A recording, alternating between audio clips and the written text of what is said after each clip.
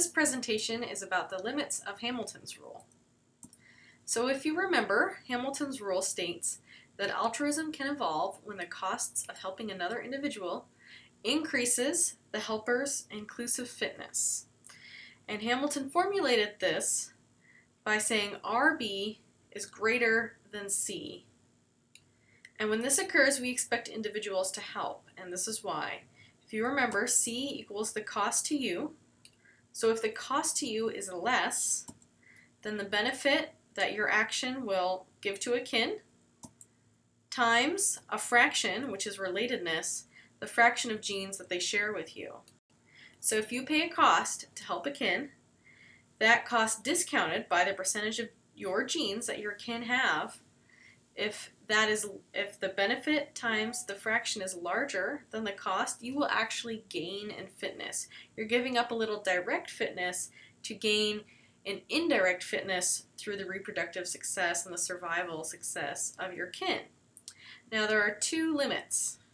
There's an outer limit to Hamilton's rule and there's an inner limit to Hamilton's rule. The outer limit to Hamilton's rule states that we expect individuals to help close kin only. So let's think about how closely you're related to certain relatives. You're related to a sibling by a half. You're related to an aunt or an uncle by 0.25, or you share 25% of your genes with them. Your first cousin is 1.25. You can see with each step of relatedness we're having here. Your second cousin shares 6.25% of your genes. Your third cousin shares 3.125% of your genes, which means that in order to get the genetic and indirect fitness benefit from third cousins, you would have to help 64 third cousins to equal the benefit you would get from producing one child. So we see that, first of all, relatedness declines exponentially. And a famous evolutionary biologist stated that he would die for 2 brothers or 8 cousins, because 2 brothers are the genetic equivalent of 8 cousins. So more distantly related kin will only return to you a fraction of the benefit that you would pay to them. And we observe that primate nepotism, or favoritism towards kin, fades beyond first cousins, and this is only possible in strong matrilines, really. So people not very far removed from us are often treated as non-kin, especially among other primates, which means that cooperation is really limited to close genetic kin. The inner limits of Hamilton's rule are a bit more subtle. Something to think about while you're doing your readings is that Chagnon predicts that as relatedness increases, so does amity, or brotherly love, or love of group members.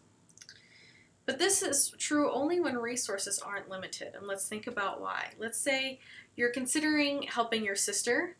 She's related to you by a half. It's a really tough year. You and your sister could each produce 1 offspring this year, but it depends on who's going to have more access to food. Let's say it's a famine year. So if you give up your food to your sister, you won't be able to reproduce that year, so it's going to cost you 1 offspring, but the benefit to her is that she will be able to have a child that year.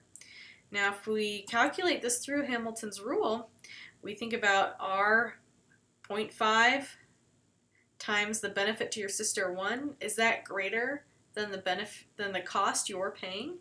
And the answer is no. So if it's costly for you to help kin, even if they're a sibling or a child related to you by a half, you're not going to recoup that benefit. Now, of course, humans are nice to their siblings in all sorts of horrible contexts, very difficult situations, and people never entirely conform to Hamilton's rule. But it is an interesting general prediction, and you can see that it holds true in general, especially when you think about Richard III and the royal houses of Europe. These individuals were highly competitive with one another. Resources are extremely limited. There's only one kingdom that can be inherited by one sibling.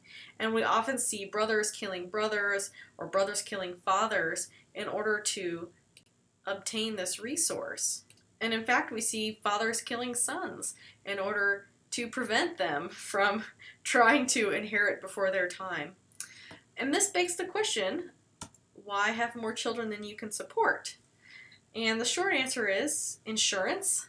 It's good to have an heir and a spare in case something happens to one of your offspring. You've got an extra one to take his or her place.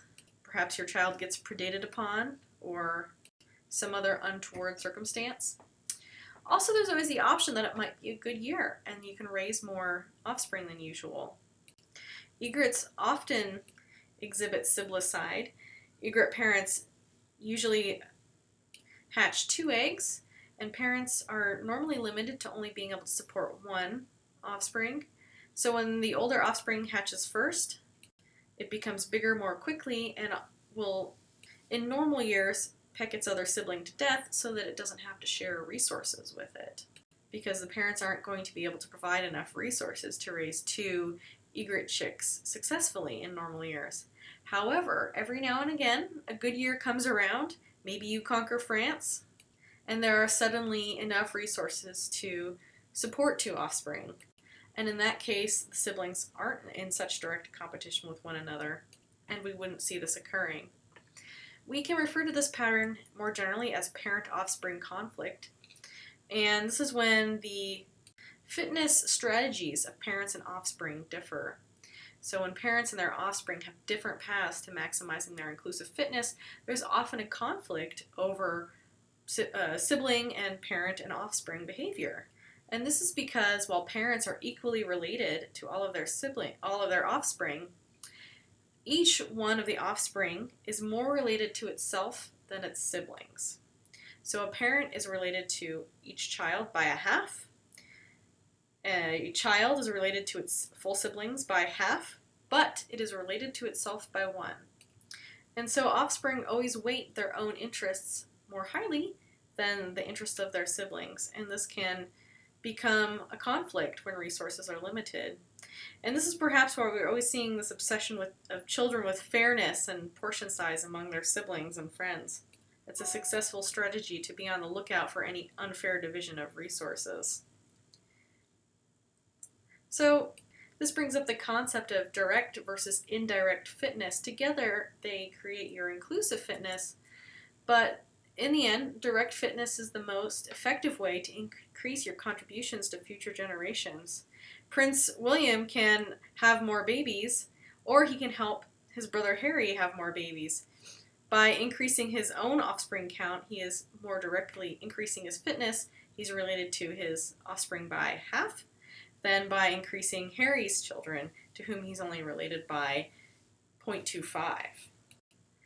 Now, just to throw a wrench in the works, and this will lead into our next lecture, we have to think back to kin recognition. How do you know you're related to these individuals? We have no magic ability. We're not born knowing who our kin are. We lock into that when we're growing up, and kin are often equated with the likelihood of interacting. So if you consider percentage of relatedness as equivalent to the likelihood of interacting, then this opens up all sorts of opportunities, such as reciprocal altruism. And reciprocal altruism is essentially how individuals can increase their direct fitness without increasing their indirect fitness. This is how individuals can increase their inclusive fitness without increasing their indirect fitness, by cooperating with non-relatives. So William might benefit by interacting with his friend and sharing perhaps babysitting duties or something like that with his friend. And we'll be discussing this more in the next presentation on reciprocity. Thank you for listening.